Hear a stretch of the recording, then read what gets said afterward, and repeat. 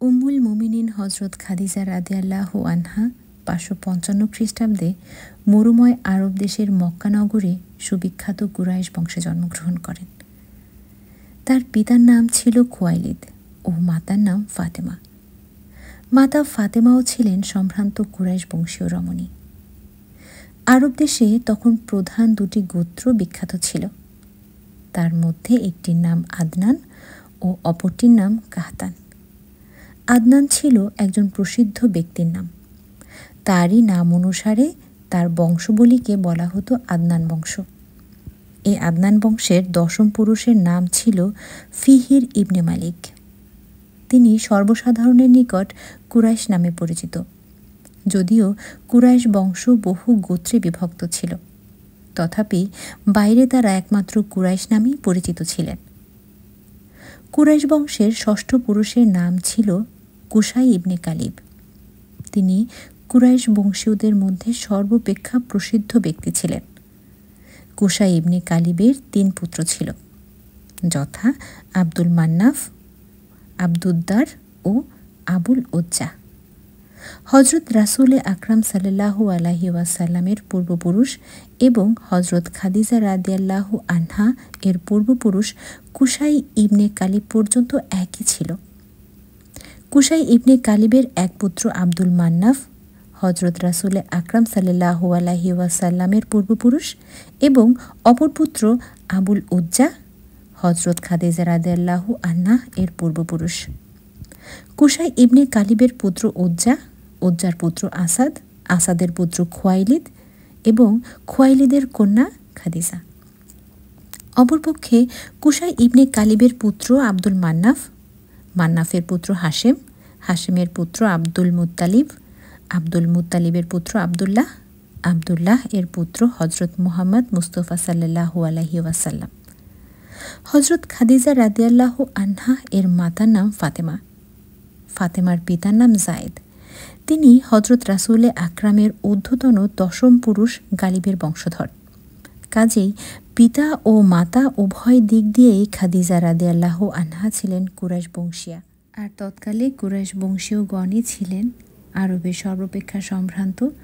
সকল গোত্রের কর্তৃত্ব এরাই করতেন। হজরত মুহাম্মদ সাল্লাল্লাহু আলাইহি ওয়াসাল্লামের পিতামাতার পূর্বপুরুষগণ কয়েক পুরুষ পর্যন্ত ঊর্ধ্বে গিয়েই হজরত খাদিজার পিতা ও মাতার উভয়ের বংশের সাথে মিলিত হয়েছে।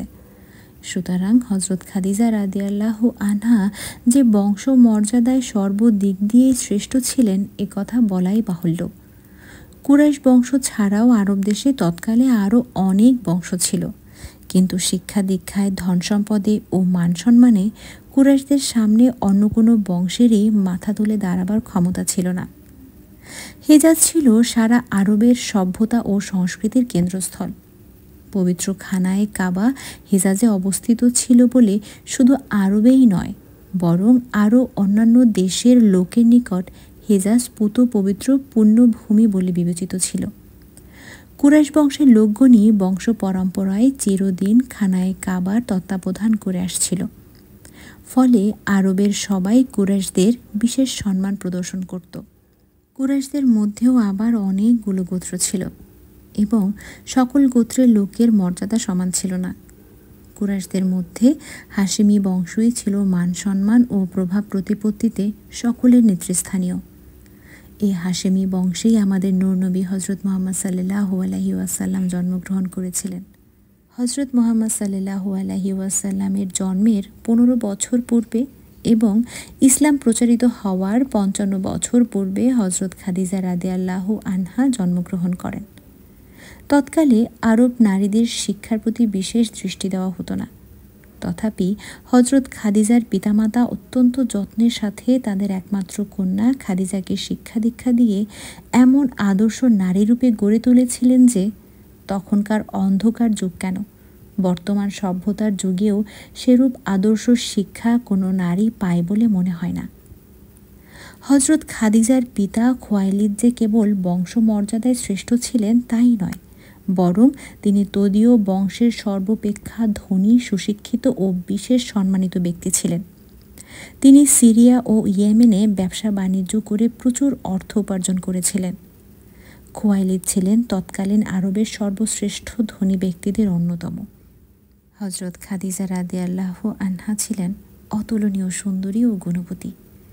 অবশ্য রূপের প্রশংসা সকল দেশে সকল জাতির নিকট একরকম নয়। রূপের প্রশংসা বিভিন্ন জাতির নিকটে বিভিন্ন প্রকার। কেবল শরীরের রং ফর্সা বা লাল হলেই তাকে সুন্দরী বা রূপবতী বলা চলে না। আফ্রিকার আদিবাসী সবাই ঘোর কৃষ্ণবর্ণ, কিন্তু তাই বলে যে তাদের মধ্যে রূপবতী বা গুণবতী নারী নেই, এরূপ ধারণা করা ভুল। তাদের ভেতরেও রূপের প্রতিযোগিতা চলে। নারীর সৌন্দর্যের মূল কথা তার দেহের গঠন ও কমনীয়তা। হজরত খাদিজা রাদিয়াল্লাহু আনহাকে সেদিক দিয়ে একেবারে নিখুঁত সুন্দরী বলা চলে। আরব দেশের মানুষ এমনিতেই শ্বেতাঙ্গ, কাজেই তাদের নিকট মেয়েদের সৌন্দর্যের প্রশংসা হল দেহের লাবণ্য ও কমনীয়তা ও গঠন প্রকৃতির নৈপুণ্য। এদিক দিয়ে হজরত খাদিজা রাদিয়াল্লাহু আনহা ছিলেন অতুলনীয়া। তিনি যেমন ছিলেন অসাধারণ সুন্দরী, তেমনি ছিলেন বিশেষ গুণসম্পন্ন। শৈশবকাল থেকেই তার স্বভাব চরিত্র ছিল অত্যন্ত নিখুঁত, সরল ও সুন্দর। তার অনুপম সৌন্দর্য ও ব্যবহারের মাধুর্যতায় সকলেই তাকে অত্যন্ত স্নেহ করত। যৌবনকালে তিনি অশেষ গুণবতী, সত্যপিপাসু ও নির্মল চরিত্রের অধিকারিণী ছিলেন। তার স্বচ্ছ চরিত্রের জন্য সকলে তাকে তাহিরা বা পবিত্র উপাধিতে ভূষিত করেছিলেন।